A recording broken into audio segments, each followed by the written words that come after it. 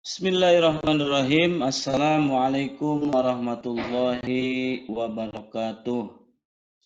Alhamdulillahilladzi arsala rasulahu bil huda wa dinil haq liyudhhirahu ala dini kulli wa kafa billahi syahida. Asyhadu an la ilaha illallah wa asyhadu anna Muhammadan abduhu wa rasuluh alladzi la nabiyya ba'dah. Amma ba'du. Alhamdulillah, puji syukur kita panjatkan kehadirat ilahi Rabbi yang dimana atas rahman dan rahimnya Allah subhanahu wa ta'ala sampai dengan saat ini kita masih diberikan kesehatan dan kenikmatan yang luar biasa, yaitu kenikmatan iman dan kenikmatan Islam. Nah, barangkali ada di antara sahabat-sahabat kita, saudara-saudara kita yang saat ini dalam keadaan sakit, maka kita doakan mudah-mudahan Allah segera mengangkat penyakitnya. Amin ya Allah ya Rabbal alamin. Anak-anakku yang dirahmati oleh Allah Subhanahu wa taala, alhamdulillah pada kesempatan kali ini kita masih dapat berjumpa ya, walaupun perjumpaan kita hanya melalui media ya, dikarenakan kondisi yang tidak memungkinkan untuk kita bertatap muka. Ya, mudah-mudahan ujian ini segera berakhir sehingga kembali seperti sedia kala ya. Amin ya Allah ya Rabbal alamin. Anak-anakku khususnya kelas 8 pada video pertama Bapak sudah menjelaskan materi bab 1, yaitu tentang mukjizat dan kejadian luar biasa. Bapak sudah menjelaskan pengertian mukjizat dan kejadian luar biasa lainnya. Nah, pada pertemuan kali ini atau pembahasan kali ini kita juga masih akan membahas tentang bab 1 ya, masih tentang mukjizat, karomah, irhas dan maunah. Namun untuk pembahasan kali ini kita akan membahas dalil ya, dalil dan contoh mukjizat. Baik anak-anakku, seperti biasa ya, sebelum kita melakukan aktivitas pembelajaran supaya aktivitas kita ini menjadi berkah, maka mari kita bersama-sama terlebih dahulu mengucapkan bismillah. Bismillahirrahmanirrahim. Lanjut. Nah, dari peta konsep ini ya, pada video part 1 ya, part 1 atau video pertama, Bapak sudah menjelaskan tentang pengertian mukjizat, karomah, irhas dan maunah. Nah, untuk pertemuan sekarang insya Allah Bapak akan menjelaskan dalil nakli ya, dan contoh ya tentang kebenaran mukjizat, karomah, irhas dan maunah ini. Nah, ini yang akan kita bahas. Baik, kita lanjut. Yang pertama ya, beberapa bukti dan contoh mukjizat para rasul. Apa saja? Yang pertama di sini ada mukjizat Nabi Ibrahim alaihi salam. Nah, jadi Nabi Ibrahim ini adalah termasuk nabi ya, dan rasul ya, ulul azmi. Apa itu ulul azmi? Ulul azmi ini adalah gelar yang diberikan Allah kepada nabi dan rasul yang memiliki ketabahan yang luar biasa. Nah, kata ulul azmi ini kalau diambil dari bahasa Arab ini terdiri dari dua kata. Yang pertama ada kata ulul, yang kedua ada kata azmi. Kata ulu atau dibaca ula ini memiliki makna yang memiliki ya. Sementara azmi ini keteguhan atau keteguhan hati ya dan kesabaran yang luar biasa. Nah, jadi kalau digabungkan ulul azmi ini adalah memiliki ketabahan atau kesabaran yang luar biasa. Nah, ini adalah gelar yang diberikan Allah kepada Rasul yang memiliki ketabahan yang luar biasa. Ya. Kemudian Nabi Ibrahim ini juga diberikan suhuf oleh Allah Subhanahu wa taala. Nah, apa ini suhuf? Suhuf ini adalah merupakan lembaran-lembaran wahyu ya yang diberikan Allah. Jadi perbedaan antara suhuf dan kitab ya seperti Al-Quran itu kalau suhuf masih bentuknya lembaran-lembaran, sementara Al-Quran atau kitab-kitab yang lain itu sudah menjadi buku atau dibukukan. Nah itu. Nah, Nabi Ibrahim lahir di tengah-tengah kaumnya yang menyembah berhala. Ya. Jadi Nabi Ibrahim dilahirkan di Babilonia atau kalau sekarang kita sebut negara Irak ya. Yang dimana kaumnya pada saat itu semuanya menyembah berhala. Bahkan ayah Nabi Ibrahim sendiri yang bernama Azar adalah seorang pembuat berhala. Nah, untuk membekali kerasulannya, maka Nabi Ibrahim diberikan mukjizat oleh Allah Subhanahu wa taala. Apa saja mukjizat yang diberikan Allah kepada Nabi Ibrahim? Ya, yang pertama, Nabi Ibrahim selamat dari api yang menyala-nyala. Sebagaimana firman Allah Subhanahu wa taala di dalam Quran surat Al-Anbiya ayat 69, A'udzu billahi minasyaitonir rajim. Qulna ya naru kuni bardu wassalaman ala Ibrahim. Qulna kami berfirman, ya naru kuni bardu. Hai api, menjadi dinginlah. Wassalaman ala Ibrahim, dan menjadi keselamatanlah bagi Ibrahim. Ini firman Allah Subhanahu wa taala yang membuktikan bahwa atas kekuasaan Allah, atas izin Allah, api yang membakar Nabi Ibrahim pada saat itu menjadi dingin. Nah, diceritakan bahwa pada saat itu Nabi Ibrahim alaihissalam menghancurkan semua berhala ya, di tempat peribadahan kaumnya. Kemudian semua berhala itu dihancurkan oleh Nabi Ibrahim, termasuk patung yang sebagai patung terbesar ya di sana, yang bernama Lata dan Uzza. Nah, semua patung yang ada di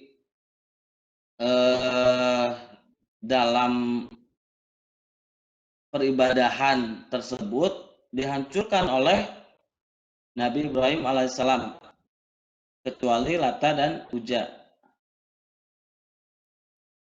Nah, kemudian saat para kaum Nabi Ibrahim hendak beribadah, mereka tercengang kaget melihat sesembahannya atau berhala-berhalanya semua sudah hancur. Kemudian dicarilah siapa pelakunya dan diketahui bahwa pelakunya adalah Nabi Ibrahim alaihissalam.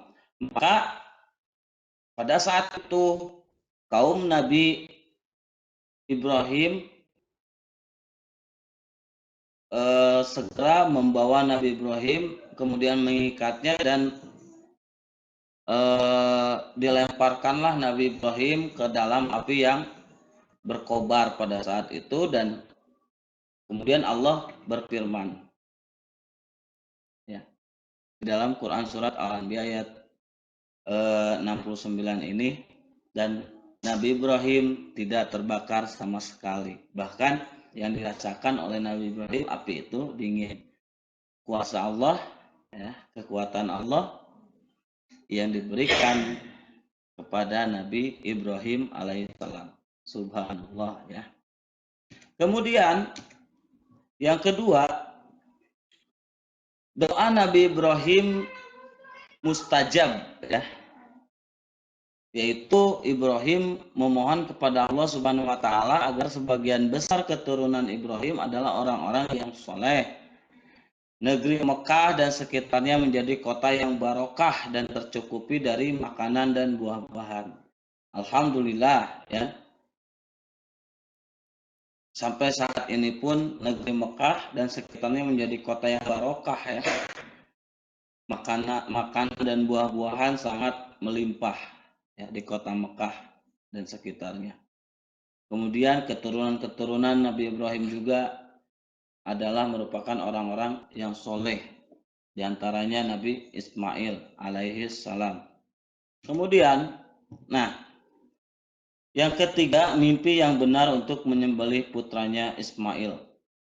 Saking solehnya ya putra Nabi Ibrahim ini, yaitu Nabi Ismail alaihissalam, ketika ayahnya menuturkan atau menyampaikan mimpinya ya, yang dialami oleh ayahnya untuk menyembelih Ismail, maka Ismail dengan ikhlas rela mengikhlaskan ya untuk disembelih oleh ayahnya sendiri.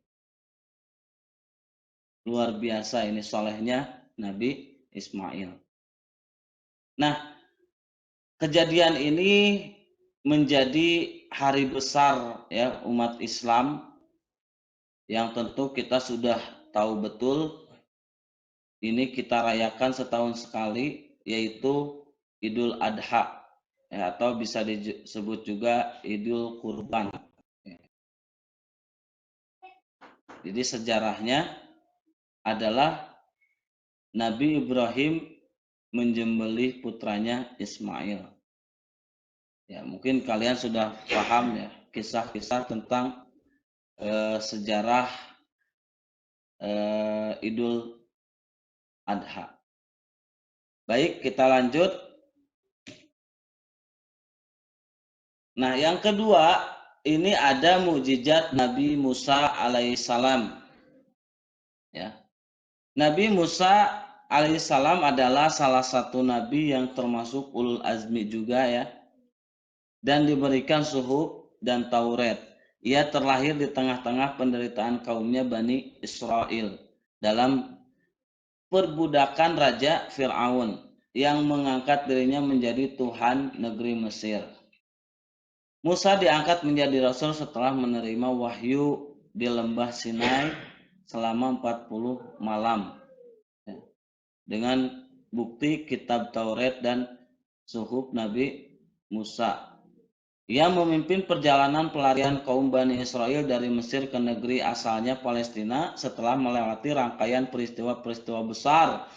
Peristiwa-peristiwa tersebut menjadi mukjizat bagi Nabi Musa alaihi salam. Di antaranya yang pertama, ini Nabi Musa selamat dari pembunuhan Fir'aun setelah tongkatnya atas izin Allah menjadi ular besar yang memakan seluruh ular sihir Fir'aun.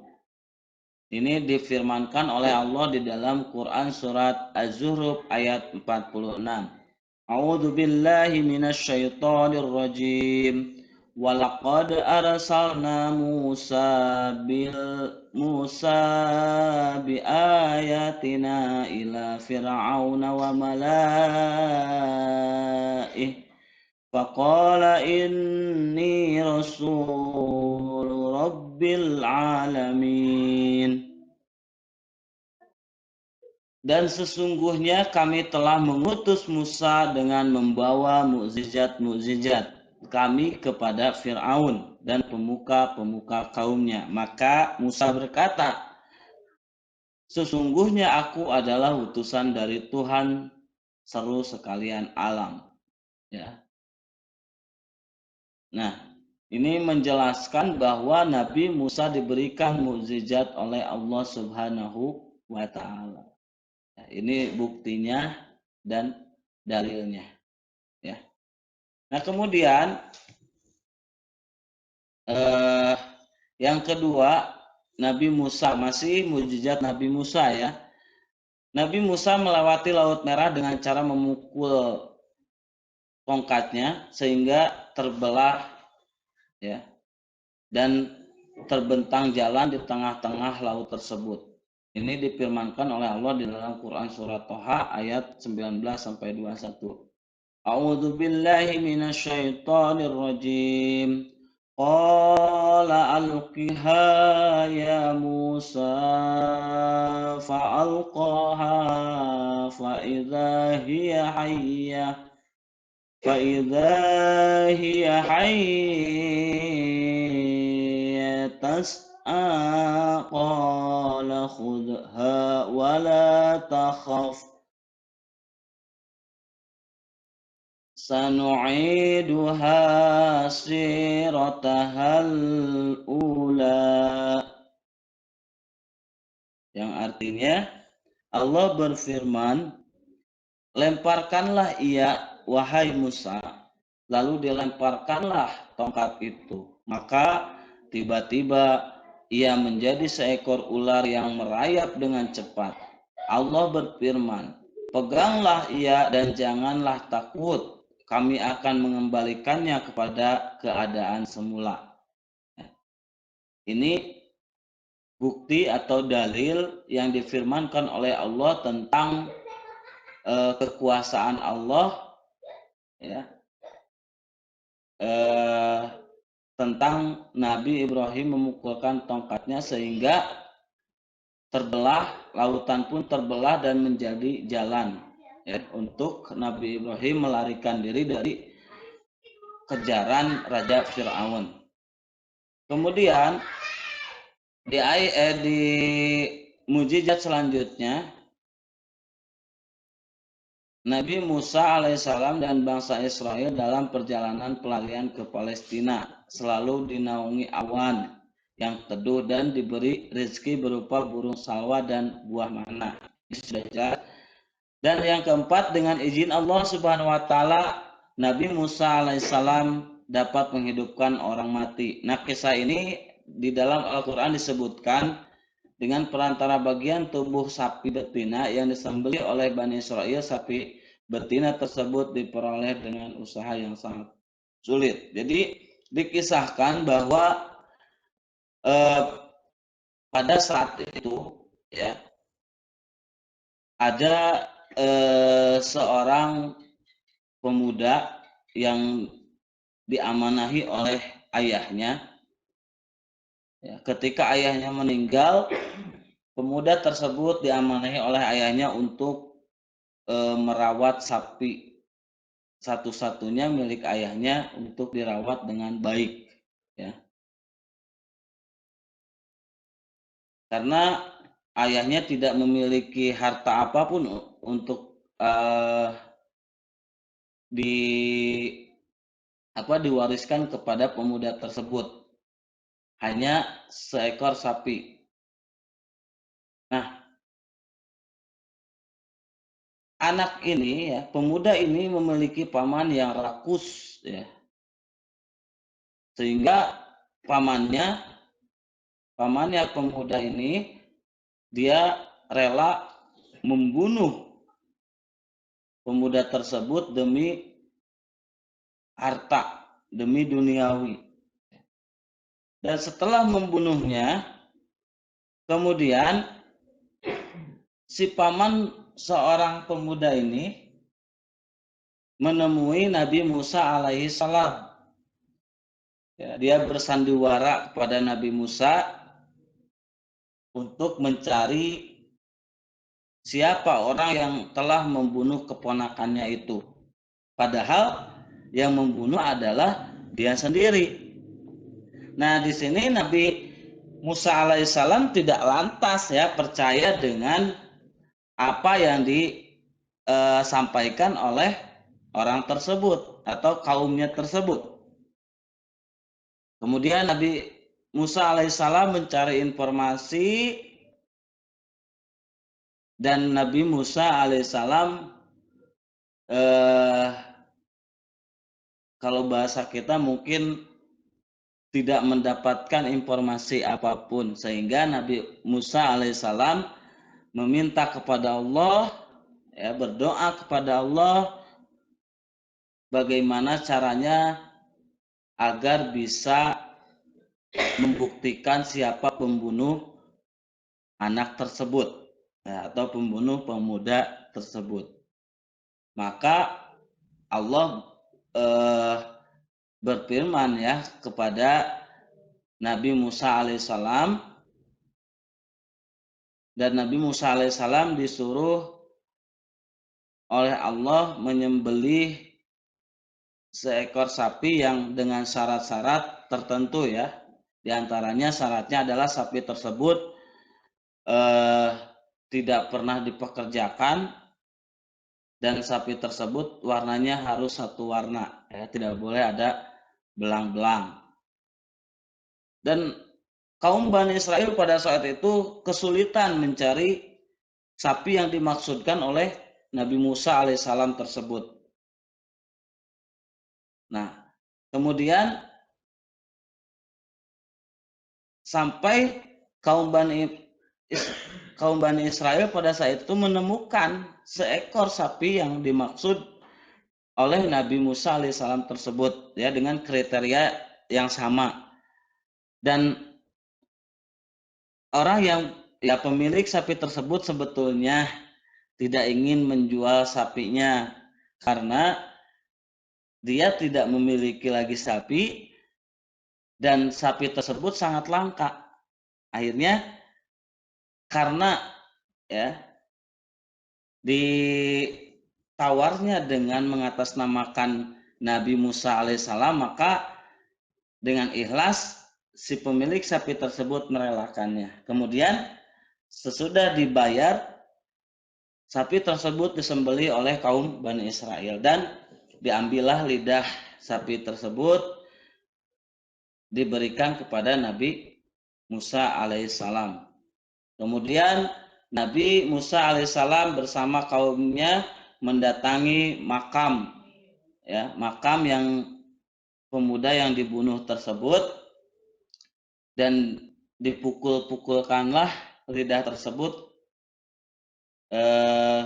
ke muka mayit korban tersebut, dan kemudian ditanya oleh Nabi Musa, siapa yang membunuh kamu? Kemudian mayat tersebut menjawab, yang membunuhku adalah orang yang datang kepadamu dan meminta bantuanmu untuk mencari siapa yang membunuh saya. Nah, dari sana ketahuan bahwa pembunuhnya tidak ada lain adalah pamannya sendiri. Subhanallah ya, kekuasaan Allah yang diberikan melalui Nabi Musa alaihissalam ini sangat luar biasa. Nah itu ya, itu sedikit kisah tentang Nabi Musa menghidupkan orang mati. Baik, kita lanjut. Nah, yang kelima, Nabi Musa alaihissalam dengan tongkatnya ia memukul batu sehingga memancarlah 12 mata air yang mencukupi kebutuhan air 12 suku yang dipimpinnya. Firman Allah di dalam Quran surat Al-Baqarah ayat 60. A'udzu billahi minasyaitonir rajim. Wa idistasqa Musa liqaumihi faqulna adrib bi'asaqal hajar فانفجرت منه اثنتا عشرة عينا قد علم كل أناس مشربهم كلوا واشربوا من رزق الله ولا تعثوا في الأرض مفسدين. Dan ingatlah ketika Musa memohon air untuk kaumnya, lalu kami berfirman, pukullah batu itu dengan tongkatmu, lalu memancarlah daripadanya 12 mata air. Sungguh tiap-tiap suku telah mengetahui tempat minumnya masing-masing. Makan dan minumlah rezeki yang diberikan Allah dan janganlah kamu berkeliaran di muka bumi dengan berbuat kerusakan. Ya, ini adalah bukti dan dalil bahwa Nabi Musa alaihissalam diberikan mukjizat ya dengan memukulkan tongkatnya terhadap batu sehingga memancarlah 12 mata air yang mencukupi kebutuhan 12 suku yang dipimpinnya. Subhanallah ya. Dan yang selanjutnya adalah mukjizat Nabi Muhammad Shallallahu Alaihi Wasallam. Ya. Muhammad Shallallahu Alaihi Wasallam adalah Nabi terakhir. Ya, kabar kelahiran Nabi Muhammad telah diberitakan dalam kitab-kitab suci sebelumnya, yaitu di dalam kitab Taurat, Zabur, dan Injil. Nabi Muhammad adalah seorang Rasul yang mempunyai kedudukan multi kompleks. Ya. Nabi Muhammad Shallallahu Alaihi Wasallam sebagai Rasul, pemimpin agama, pemimpin negara dan masyarakat, pemimpin keluarga dan pribadi teladan. Ya, luar biasa ya, diborong kebaikan, keistimewaan, ya, kelebihannya diborong oleh Nabi Muhammad. Maka pantas Nabi Muhammad ini disebut sebagai Rasul ya, penutup para nabi, kemudian Rasul panutan ya, panutan kita semua ya. Kemudian mukjizat yang diberikan oleh Allah kepada Nabi Muhammad alaihissalam diantaranya yang pertama mukjizat Al-Quran sebagaimana firman Allah di dalam Quran surat An-Nisa ayat 174. A'udzu billahi minasyaitonir rajim. Ya ayyuhan nasu qad ja'akum burhanun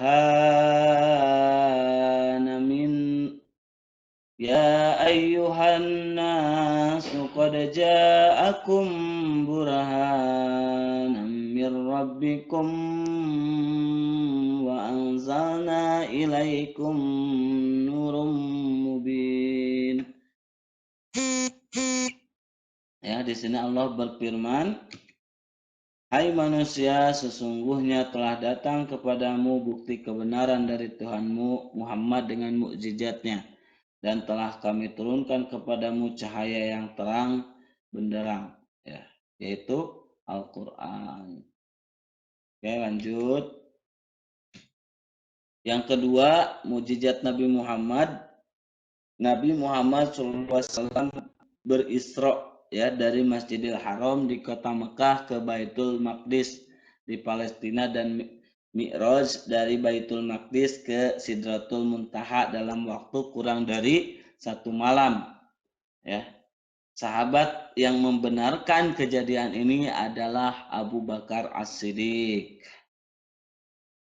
Yang ketiga, ya, Nabi Muhammad mengetahui hal-hal yang akan terjadi dengan seizin Allah. Seperti contohnya kehancuran negara Persia dan Romawi. Ya, penyebab kematian Hasan cucunya karena terbunuh dan lain sebagainya. Kemudian yang keempat, dari jarinya keluar air bersih yang sangat mencukupi kebutuhan minum orang banyak. Luar biasa ya. Nah, yang kelima, dapat membelah bulan. Ya, itu anak-anakku ya, untuk penjelasan pembelajaran kali ini ya. Mohon maaf apabila apa yang Bapak jelaskan ini kurang dipahami, ya silahkan kalian cari lagi sumber-sumbernya ya. Kemudian kalian lihat lagi ya, Al-Qur'annya, dan mohon maaf ya apabila apa yang Bapak sampaikan ini kurang dipahami oleh kalian, dan mohon maaf juga apabila dalam penyampaian materi ini ada kata-kata atau bacaan Bapak yang salah ya, karena kesalahan ini mutlak ini akibat dari kelalaian Bapak sendiri, dan kebenaran adalah mutlak milik Allah Subhanahu wa taala. Itu saja anak-anakku yang bisa Bapak sampaikan. Mudah-mudahan Allah ridho kepada kita semua. Aku qouli hada wa astagfirullah li wa lakum. Rabbana atina fid dunya hasanah wa fil akhirati hasanah wa qina adzabannar. Wassalamualaikum warahmatullahi wabarakatuh.